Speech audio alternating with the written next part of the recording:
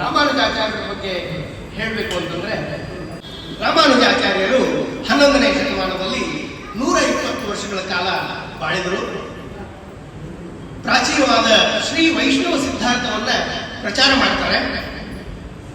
ರಾಮಾನುಜರಿಗಿಂತ ಪೂರ್ವದಲ್ಲಿ ಈ ವಿಶಿಷ್ಟ ಅದ್ವೈತ ಸಿದ್ಧಾಂತವನ್ನ ಅದರ ಮೂಲ ಪ್ರವರ್ತಕರು ಅಂತಂದ್ರೆ 12 ಜನ ಆಳ್ವಾರರು.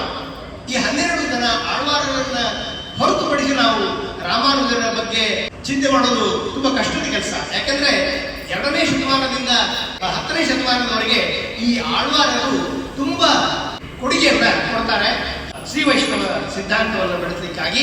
ಈ 12 ಜನ ಆಳ್ವಾರರು ಯಾರವರು? ಅವರೆಲ್ಲ ಸಂತರು, ಅವರೆಲ್ಲ there all lovers of God. Shri Vaishnavism ಅನ್ನೋದು ಮೋಸ್ಟ್ ಕಾಸ್ಮೋಪಾಲಿಟನ್. ಯಾಕಂತಂದ್ರೆ ಈ 12 ಜನ ಆಳ್ವಾರರು ಎಲ್ಲರೂ ಇದ್ರು. ಕೆಳಗಿನ ಜಾತಿಯವರು ಇದ್ರು, ಹೆಣ್ಮಕ್ಳು ಇದ್ರು, ಎಲ್ಲರೂ ಇದ್ರು ಅದರೊಳಗೆ.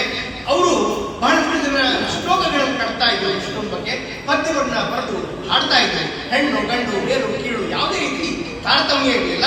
ನಂತರ ಶ್ರೀ ರಾಮಾನುಜಾಚಾರ್ಯರು ಪರಂಪೂರ್ನಲ್ಲಿ ತಮಿಳುನಾಡಿನಲ್ಲಿ 10 ಏಪ್ರಿಲ್ 1017ನೇ ಇಸ್ವಿಯ ದಿನ ಕೇಶವ ಸೂರ್ಯಾಜಿ ಅವರ ತಂದೆ ಮತ್ತು ಕಾಂತಿಮತಿ ತಾಯಿ ಇವರಿಗೆ ಹುಟ್ಟುತ್ತಾರೆ.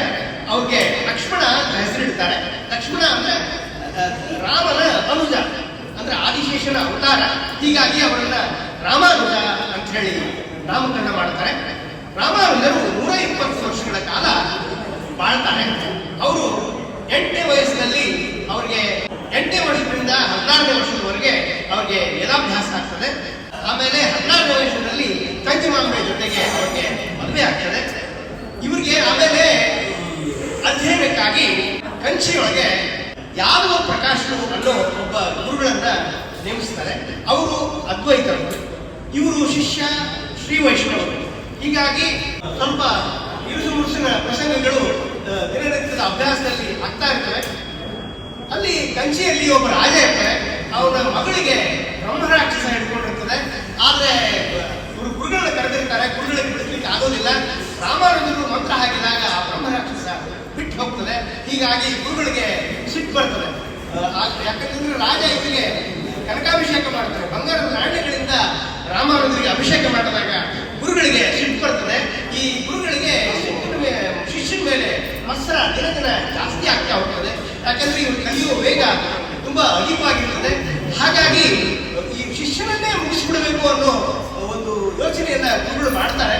ಅದಕ್ಕಾಗಿ ಅವರನ್ನ ಗಂಗೆಗೆ ಕರ್ಕೊಂಡು ಕಾಶಿಗೆ ಪ್ರಯಾಣಕ್ಕೆ ಕರ್ಕೊಂಡು ಹೋಗ್ತಾ ಇರ್ತಾರೆ ಎಲ್ಲ ಶಿಷ್ಯರನ್ನ. ಆಗ ಮಧ್ಯದಲ್ಲಿ ಇವರಿಗೆ ವಿಷಯ ಗೊತ್ತಾಗ್ತದೆ.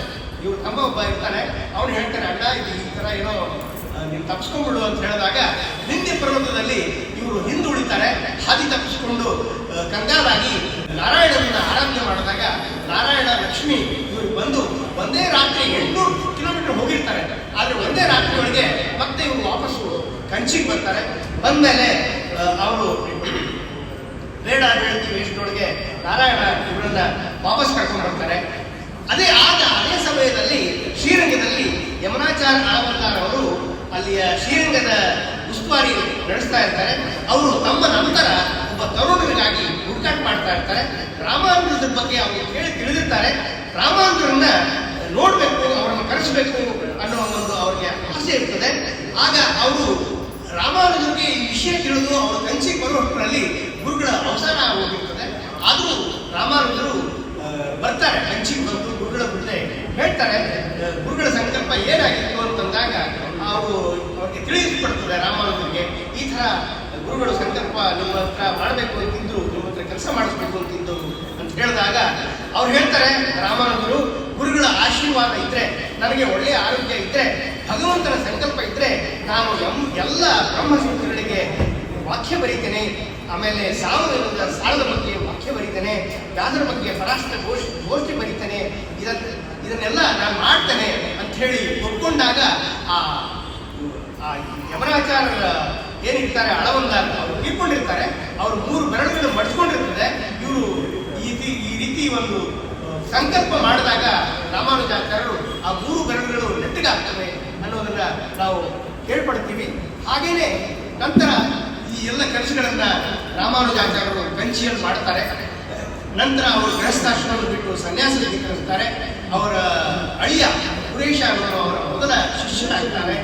ಆದರೆ ನಂತರ ಮೊದಲಿನ ಗುರುಗಳು ಇರ್ತಾರಲ್ಲ ಯಾದವ ಪ್ರಕಾಶರು, ಅವರು ಕೂಡ ಇವರು ಶಿಷ್ಯರಾಗ್ತಾರೆ. ಅವರ ತಾಯಿಯವರು ಕೂಡ ರಾಮಾನುಜಾಚಾರ್ಯರ ಶಿಷ್ಯರಾಗ್ತಾರೆ.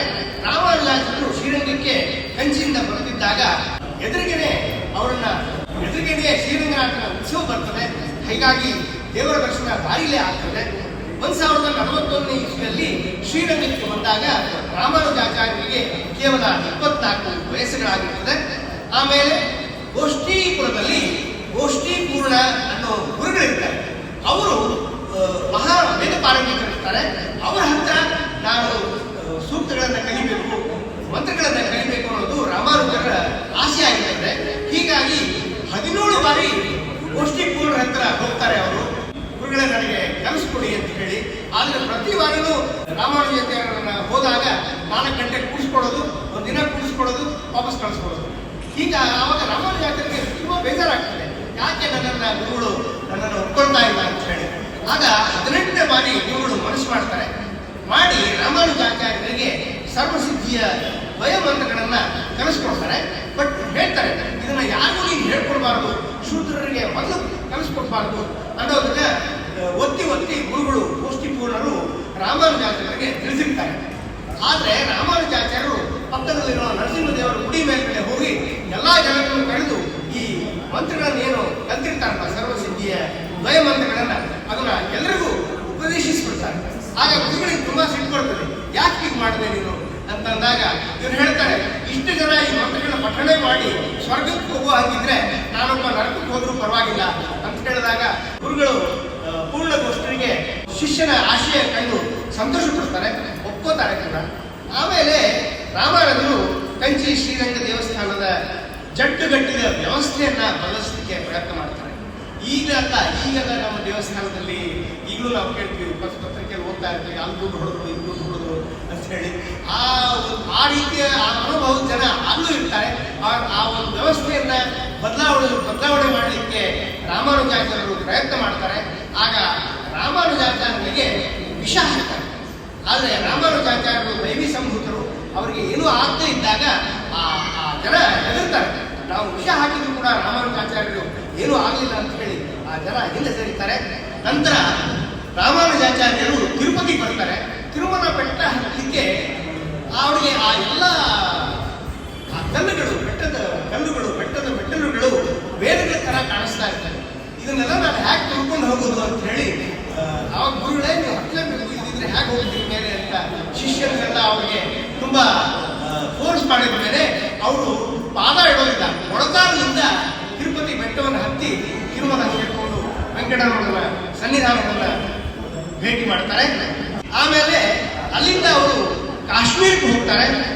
ತಿರುಪತಿಯಿಂದ ಬಂದ ಮೇಲೆ ಗೋದಾವರಿ ವೃತ್ತದ ಒಂದು ಪ್ರತಿಯನ್ನ ಪಡೆದು ಆ ಬ್ರಹ್ಮಸೂತ್ರಗಳಿಗೆ ಭಾಷ್ಯವನ್ನು ಬರೀತಾರೆ.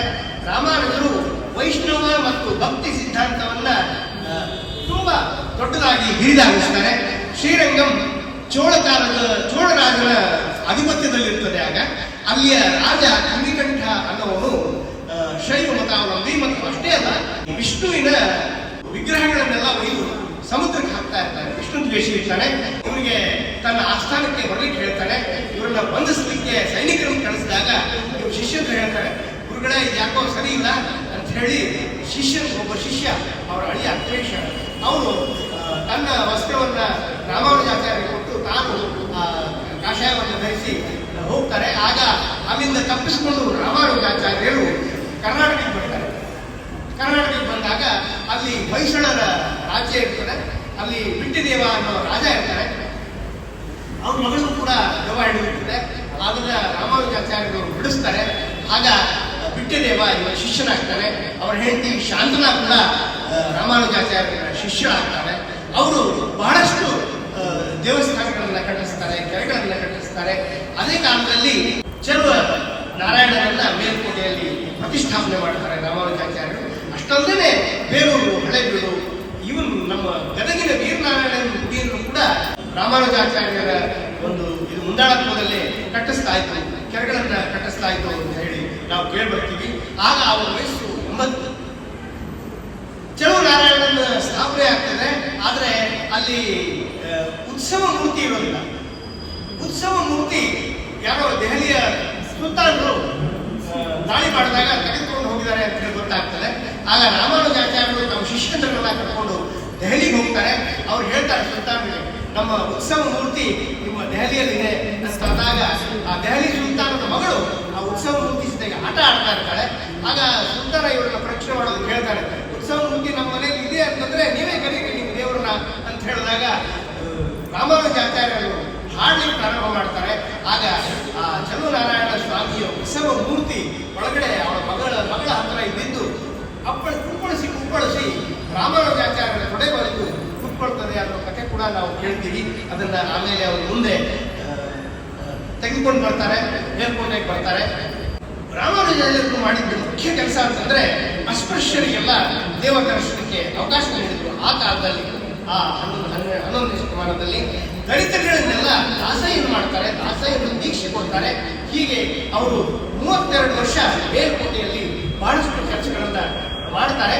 ಆಮೇಲೆ ಚೋಳ ರಾಜ ಶ್ರೀರಂಗಪಟ್ಟ ತೀರ್ಕೊಂಡಿದ್ದಾನೆ ಅಂತ ಗೊತ್ತಾದ ಮೇಲೆ ಅವ್ರು ಮತ್ತೆ ವಾಪಸ್ಸು ಶ್ರೀರಂಗಕ್ಕೆ ಹೋಗ್ತಾರೆ. ಅವರು ಒಟ್ಟು 1 ಲಕ್ಷ ದೇವಾಲಯಗಳನ್ನ ನಿರ್ಮಾಣ ಮಾಡಿದ್ರು ಅಂತ ಹೇಳಿ ನಾವು ಕೇಳ್ಬಿಡ್ತೀವಿ. ಅವರು ನಂತರ ತಮ್ಮ 120ನೇ ವಯಸ್ಸಿನಲ್ಲಿ ಪದ್ಮಾಸನದಲ್ಲಿ ಕುಳಿತುಕೊಂಡು ಕಡೆ ಮಾತುಗಳನ್ನು ಹೇಳ್ತಾರೆ, ಪ್ರಪಂಚದಲ್ಲಿ ಎಲ್ಲರನ್ನ ನೀವು ಎಲ್ಲರ ಜೊತೆಗೆ ಪ್ರೇಮದಿಂದ ವರ್ತಿಸ್ರಿ ಅಂತ. ಇದು ಅವ್ರ ದೊಡ್ಡ ಸಂದೇಶ, ಅವ್ರ ಭಕ್ತರಿಗೆ ಕೊಟ್ಟಂತಹ ಸಂದೇಶ.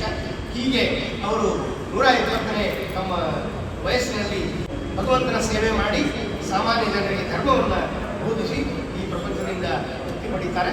ರಾಮಾನುಜರ ಕೃತಿಗಳು ಅಂದರೆ ವೇದಾಂತ ಸಂಗ್ರಹ, ಶ್ರೀಭಾಷ್ಯ, ಗೀತಾಭಾಷ್ಯ, ವೇದಾಂತ ದೀಪ, ಸಾರಂಗತಿ ಗದ್ಯಂ, ಶ್ರೀರಂಗ ಗದ್ಯಂ, ಬ್ರಹ್ಮವಿದ್ಯೆ, ಶ್ರೀ ವೈಕುಂಠ ಗದ್ಯಂ, ನಿತ್ಯ ಗ್ರಂಥ, ಯಾಮಿನಿ ಪೂರ್ಣ ತಿಲಕ, ಲಕ್ಷ್ಮೀ ಸಹಸ್ರನಾಮ, ಸ್ಮಿತ ಜ್ಯೋತ್ಸ್ನ, ಶ್ರೀ ರಾಮಗುಣ ವೈಭವಂ, ಶ್ರೀಮನ್ ಮಹಾಭಾರತ ಶಾಂತಿ ಪರ್ವ, ಶ್ರೀ ಸಂಪ್ರದಾಯ, ಸ್ತೋತ್ರ ಸುಮ್ನಾವಳಿ, ಭಗವದ್ಗೀತೆಯ ಗದ್ಯಾಂತರ, ಇನ್ನೂ ಅನೇಕ ಇನ್ನೂ ಸುಮಾರಷ್ಟು. ಇಷ್ಟೆಲ್ಲ ಕೃತಿಗಳನ್ನ ರಾಮಾನುಜಾಚಾರ್ಯರು ತಮ್ಮ ಜೀವಿತ ಅವಧಿಯಲ್ಲಿ ಈ ನಮ್ಮ ಬಿಟ್ಟು ಹೋಗಿದ್ದಾರೆ. ಚರಿತ್ರೆಯನ್ನು ಬಹಳ ಸೊಗಸಾಗಿ ಸವಿಸ್ತಾರವಾಗಿ ಸಮಯ ತಗೊಂಡು ಬಹಳ ವಿಶೇಷವಾಗಿ ನಡೆಸ್ಕೊಟ್ಟಿದ್ದಾರೆ. ಅವರಿಗೆ ಹೇಳಿದ ತಕ್ಷಣ ನಾವು ಅವರು ಹಾಸ್ಪಿಟಲಿಂದ ನಾನು ಫೋನ್ ಮಾಡಿದಾಗ ಈಗ ಕೇಳಿದೆ, ಕುಲಕರ್ಣಿ ಅವರ ಹೇಳ್ತಾರೆ, ನಾವು ಧರ್ಮದಾಸ ಸಂಘದಿಂದ ನಾವು ನಿಮ್ಮ ಕಡೆಯಿಂದ ಪ್ರವಚನ ಬೇಕು ಅಂತ ಕೇಳಿದ್ವಿ. ಅವ್ರು ಏನೋ ಕಾಲಾವಕಾಶ ಆಯಿತು, ನಾನು ಬರ್ತೀನಿ, ನಾನು ನಡೆಸ್ಕೊಡ್ತೀನಿ ಅಂತೇಳಿ ಉದಾಹರಣೆ ಮನಸ್ಸಿಂದ ಅವ್ರು ತಕ್ಷಣ ಒಪ್ಪಿಕೊಂಡು ಇವತ್ತೊಂದು ದಿವಸ ಗುರುಗಳ ಒಂದು ಚರಿತ್ರೆಯನ್ನು ಬಹಳ ಸಹಜವಾಗಿ ಹೇಳಿದ್ದಾರೆ. ಎಲ್ಲರ ಪರವಾಗಿ ಅವರಿಗೆ ಚಪ್ಪಾಳೆ ಅವರಿಗೆ ಧನ್ಯವಾದಗಳು.